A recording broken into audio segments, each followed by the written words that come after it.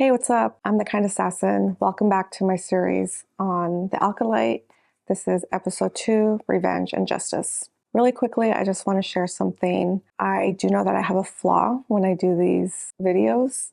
I'm a very forgetful person, and a lot of the times I forget character names, and so I just go like, that guy and that lady, and probably is hard to follow along with what I'm talking about. So I'm going to work on doing better. I'm sure it'll be more enjoyable as you watch my videos. All right, so getting into the episode. This was a pretty quick episode, and just like the first episode, May is back hunting Jedi, and she is at the Omega Jedi Temple. And again, she pays off a kid to help her get in, and this time she is hunting down Master Torben. And when she first enters the room where he is, I was confused by what was happening because he's meditating and he didn't really notice her there or react to her. And I'm like, does he not know she's there? But he's like in such deep meditation. And we find out later that he took the Barash vow. So I guess that means just completely always being in meditation state. That's why he doesn't notice her. So she's trying to attack him, but he has what I thought was first like he's creating a force field around himself. But I guess he's just controlling her through his mind. And again, that's just another example of how powerful the Jedi seem to be during this time period. I don't know if I've seen that type of power consistently in other movies or shows in this universe. So it was really cool to see that. She tried everything she could, the knives and hitting him and kicking, and she couldn't do it. So they find out that she's there, so she escapes. They didn't catch her, but they know she's around. So then we move on to her walking through the town, and I really liked the scene, even though it was short, because it really just makes the world feel alive and real. And it reminded me of another scene in my most favorite movie of the whole universe, Rogue One, where Andor and Jyn Erso are walking through Onderon. Again, just hustling, bustling town, and it just really makes it feel real. So she's walking there, and she gets to an apothecary where she meets with Kemir. I don't know if I'm pronouncing that right, but it seems like he is part of the group of acolytes, or maybe he's helping the acolyte group, but he's talking to her about, hey, you got to complete this mission, like what's going on. And he's, making a poison for her that she asks him to make. And the whole time he's kind of just reiterating the teachings, I guess, of their master, or maybe it's not his master, but May's master. Everyone has a weakness. The Jedi all have a weakness, and she needs to find it. Everyone has a weakness. The Jedi justify their galactic dominance in the name of peace. To defeat Master Torben. And they also believe that even though the Jedi are in control and hold a lot of power in the name of peace, they believe that peace is a lie. And peace is a lie, I know. So I like that scene because it kind of gave you a little bit more information about the acolytes and the leader of that group. Even though this whole episode, there really isn't a lot of new information, there's just more questions that come out. At the end of episode 1, we were left with a lot of questions. Like what happened on that planet? What was the fire? Who all died? How did that all happen? What's the beef that May has with everybody? Who was the master? There's lots of questions. Why did Osha leave the Jedi? And then this episode, there's more questions, which I'll get to in a second. In the dialogue between May and Kemir, we find out that May is trying to kill 4 Jedi. So one is Master Indara, who she already killed. I was hoping they'd actually do some kind of a flashback scene where we get more of Indara, but it seems like we're not going to get that. I'm hoping that it happens because I really like that character, even though she was only around for a minute. Then, Master Torben, who's in the meditation state. Then they also mention Kelnaka and a 4th, which I don't believe they mention the name of this 4th Jedi during this dialogue. So kind of mysterious, like who is this 4th one? Because of the name Kelnaka, I thought maybe that's a Wookiee, because Kelnaka, Chewbacca, like maybe all the Wookiees have that like Aka part of their name. So maybe that's who Kelnaka is. Anyway, so the poison's done. May goes back to the Jedi Temple, and At this point, they already know she's around and they contact Master Soul and that team. Hey, we know she's here. Go get her. So they go to that planet and they're trying to figure out what's going on. And they kind of are almost there before May gets there or before she does her thing. So it's kind of like tense, right? Like, oh my God, are they going to get there in time? So she goes back to Master Torben, and the talk she had with Kiermaier is really kind of giving her some ammunition to figure out what Master Torben's weaknesses to destroy him. And Kiermaier seems to know a lot because he did say that he believes Master Torben found peace, or Master Torben thinks he found peace with this meditation. But what he really wants is absolution. So that was intriguing. So it's like, absolution from what? You know, what does he want to cleanse himself of? May uses this information to kind of poke at Master Torben. And she's like, you did something in the past. You know, it still haunts you. I know why you took the Mirage vow. You thought this life would give you the peace you seek, but your past still haunts you. So that's intriguing too. You know, what did he do in the past? Was it something on the planet? Was he there on the planet? Which I think they mentioned at some point in the episode that May is trying to seek revenge on all the ones that were at that planet on the fire, you know, when that happened. So he was probably there. Like, what did he do? What was his part in it? Was the scar he had on his eye messed up part of what happened? So that's really intriguing. You know, I hope, you know, we're going to find out, I'm sure. And then she places the poison in front of him. And this part, I think, was like, I kind of did an eye roll because he gets out of his meditation state. I've been waiting for you, May. Right? Even though she says, I know you took this Barish vow. So it seems to me that it's a big deal to do that vow and be in this state. But it's like he wakes up or whatever, and then he goes down on the floor, and then he like drinks the poison. Forgive me. We thought we were doing the right thing. So I feel like that seemed like it was too easy for her to break him down if Jedi Masters are supposed to be so emotionless, so stoic, so like in control of themselves. And I don't know. It is what it is. It happened. He drank it and he poisoned himself and he died. Whatever it was that he did must have been really bad for him to be like, yep, I'm going to kill myself because I don't want to deal with the knowledge of what I did. And this whole theme of the past haunting and not really being able to move forward and put that in the past is a theme not only obviously in this show, but kind of throughout the universe. Let the past die. Kill it if you have to. There's a parallel. For example, in this episode, there's a conversation between Master Soul and Osha where, you know, she kind of admits that she didn't really move past her grief of losing her family, even though she was being trained as a Jedi by Master Soul. And she said, you know, I think I failed as a student, or I wasn't a good student. And I wasn't a very good student.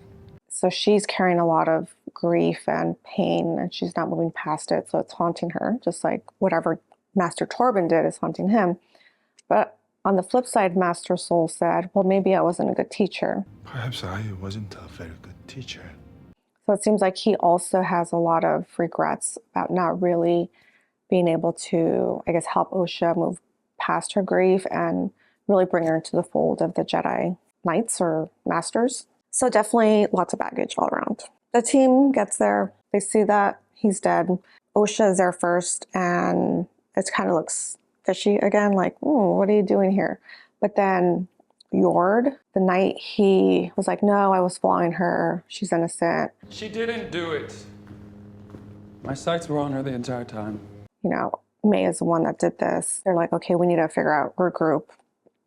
And because of the poison vial, they figure out, okay, someone made this. We need to figure out where the apothecary is. And they go to the apothecary place and they're trying to figure out how to talk to Kiermaier, right? They're like, okay, spying on him, like, how do we get to him?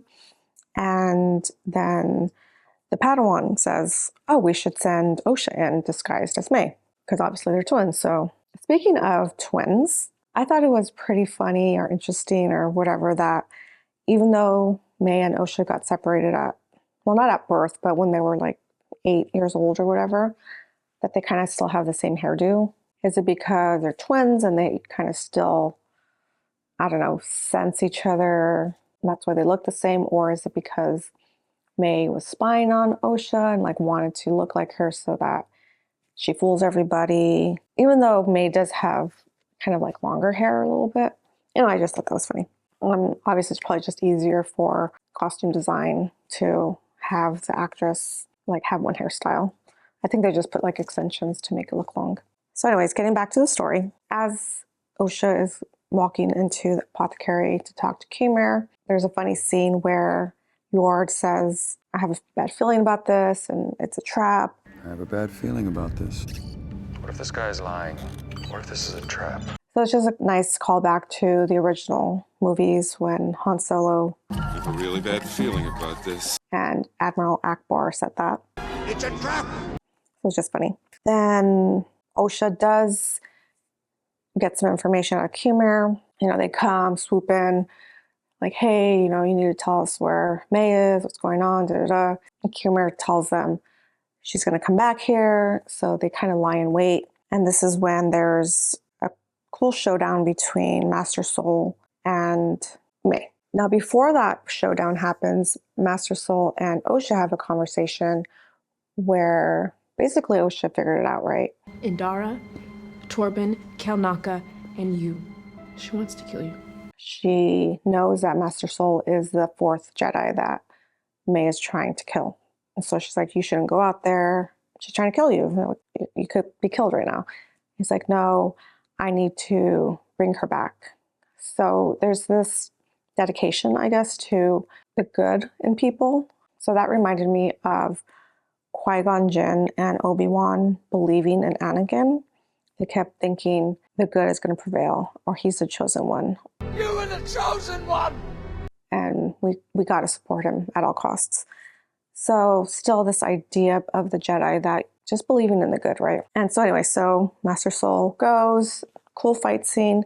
Now the fight scenes are interesting because I feel like I've never really seen that type of combat in previous shows, movies. There's always lightsaber duels, right? And even the fight between May and Indara were like hand-to-hand combat, right? And this was a similar situation between Master Soul and May. So does this mean 100 years before like the rise of the Empire during that time, 100 years before that, there was a different type of fighting, or maybe they only used lightsabers in certain situations and they only did hand combat? I don't know. It just seemed like this is new, but maybe it was just a different time and they did things differently back then. I don't know. So anyway, really cool fight scene. And again, showing the power of the Jedi. When May almost falls on her back, it's Master Soul who's like holding her there and it's kind of reading her mind and like trying to figure out what's going on with her. And turns out that May doesn't even know the name of her master. I see your master has taken great pains to hide his identity, even from you. But she's following him. So it's really intriguing, what's driving her so much to follow this person without really knowing much about him. Then, they're about to arrest her, right? Yord's there, the Padawans in the ship, they're all surrounding her. And then May sees an opportunity to poof the sand in everyone's face. Pocket sand! Ah! And then she makes her escape. May's taking off, trying to escape. And then there's a scene where she sort of runs into Osha, and Osha has like a stun gun.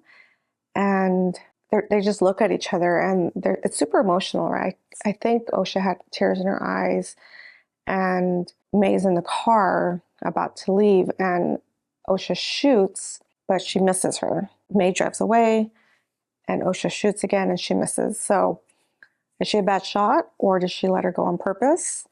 We don't know. That's pretty much it. Like, they basically miss grabbing her, and they want to chase her. They know where she's going next, right? Because they know who she's trying to kill. She already killed Indara. She killed Torben. They know that she wants to kill Kelnaka. They know she's going to go to his planet. But the Jedi Council, I feel like they're always they talk too much, right? I think they strategize and kind of overthink things and get too many opinions to figure out what to do instead of just acting. Because Master Soul wants to just go already, but they're like, no, come back here. We need to talk about this. So I was like, fuck. And that's pretty much it. May and Khmer, meet up again. And he's like, I can take you to where Kilnaka is. What the hell is Kofar? A relaxing forest retreat in the Outer Rim, where the Wookiee Jedi lives. And then they cut to that planet and they show him, right? So that's where it ends. So again, this show is pretty quick. My recap might have been kind of long and convoluted, but really it was May finding Master Torben, figuring out how to kill him. The good team tried to capture her. She evaded them, and now she's on to the next target. So lots more questions, really this mystery about her home planet, Osha's and May's home planet, the fire, the 4 Jedi that were there, what happened. I really want to know what went down on that planet to get to this point. Why did May leave the Jedi? What happened with Master Torben? What was his past, sin or whatever that he wanted absolution from or peace from, that he ended up just killing himself, So there's a lot of questions, but it's really intriguing. I think this story is fast-paced. It's pretty tight, so there's not a lot of side things happening that draw it out too much and kind of slow it down. We're just going down this story to find out, what this mystery is. So I really like it. I'm really enjoying it. Looking forward to the next episode. And I hope I did a better job with remembering the names, and hopefully that helped you a little bit more in following what I was saying. All right, so thanks for watching. I'll see you next time. Bye.